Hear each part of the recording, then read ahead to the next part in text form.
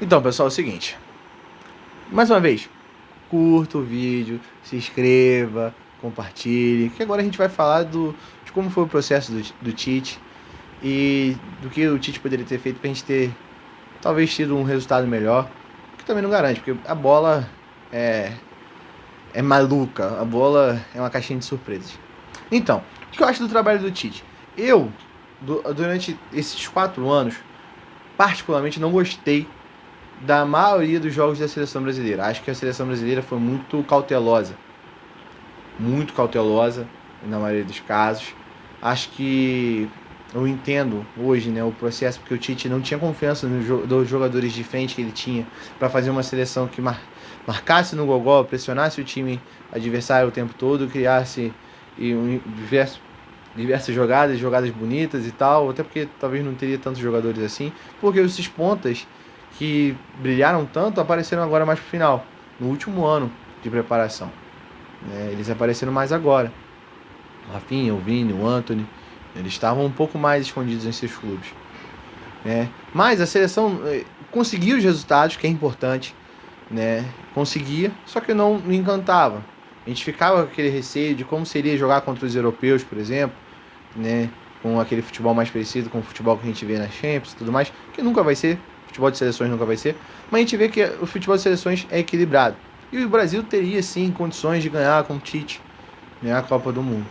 Só que o Tite ele tem uma característica que eu fiquei pensando de ontem, bastante tempo pra cá, da Copa América, que a gente perdeu, que o Tite ele tem uma característica de treinador que com certeza ele vai continuar sendo um vencedor, porque ele consegue fazer os jogadores jogar por ele.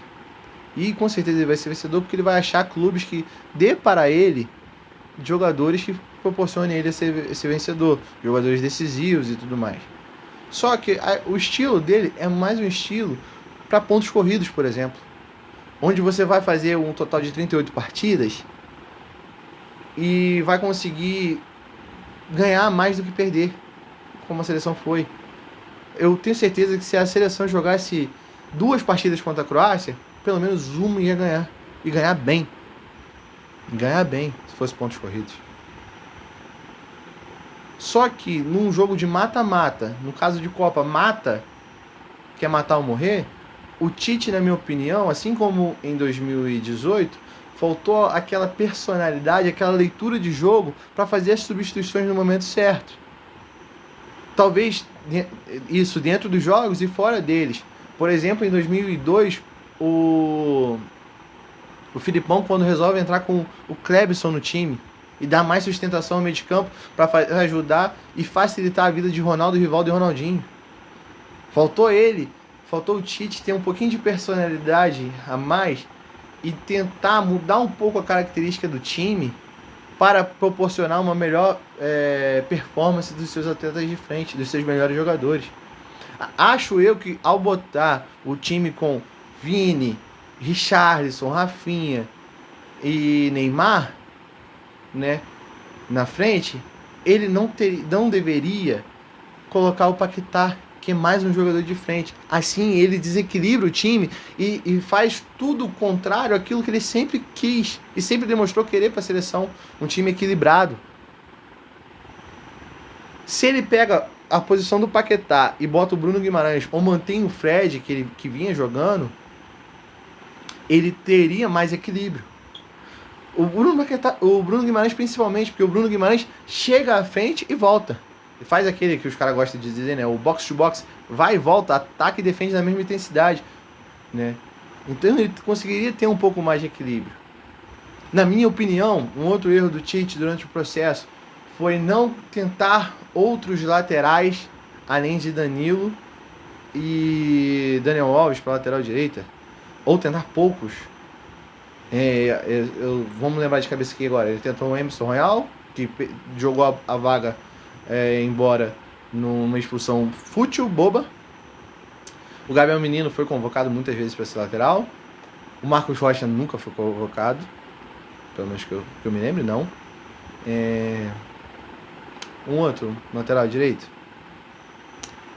Aí, ó, viu? Agora eu te peguei e me peguei.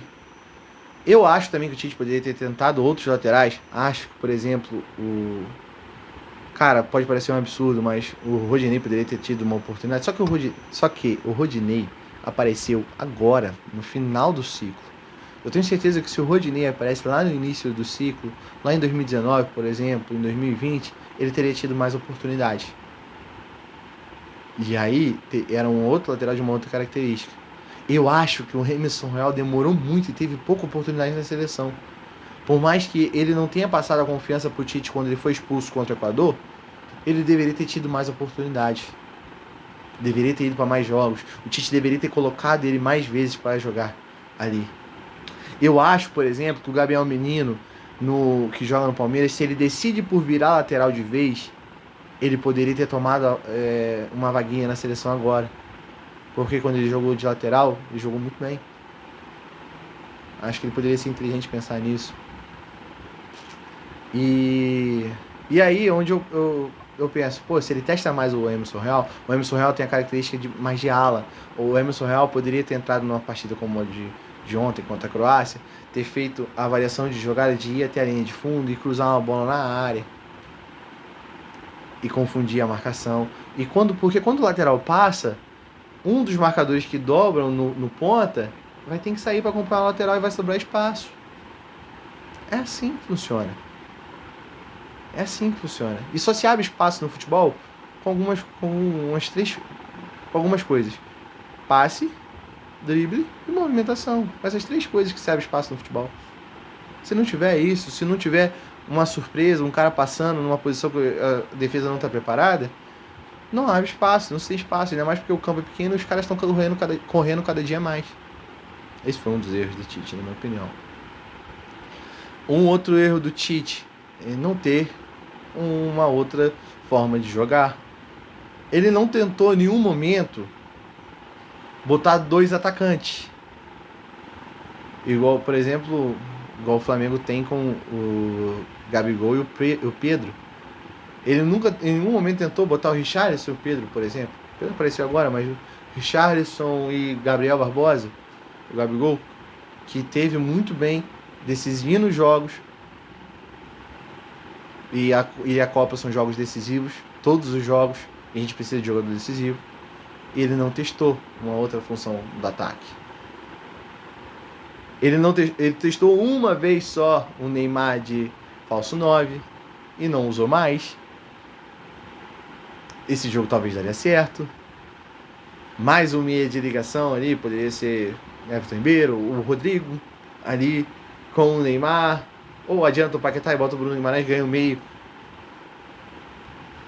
E aí deixa o Neymar mais livre para flutuar, confundindo um pouco mais a marcação. Ele não tentou.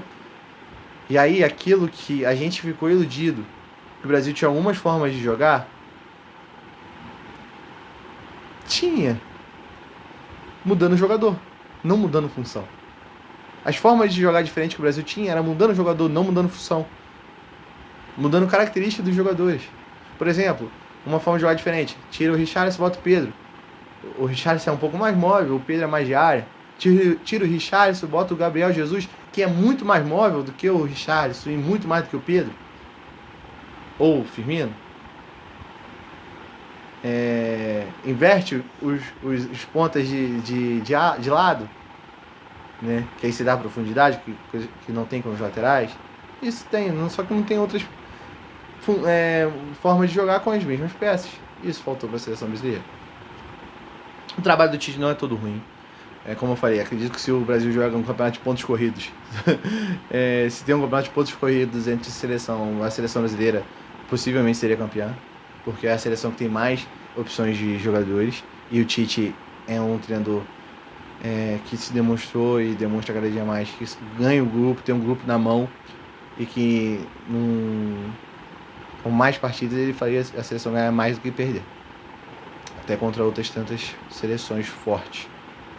Tá? Mas e aí, deixe seu comentário, deixe seu pitaco, deixe seu like, se inscreva no canal. Futebol e Pitaco é isso aí. Valeu!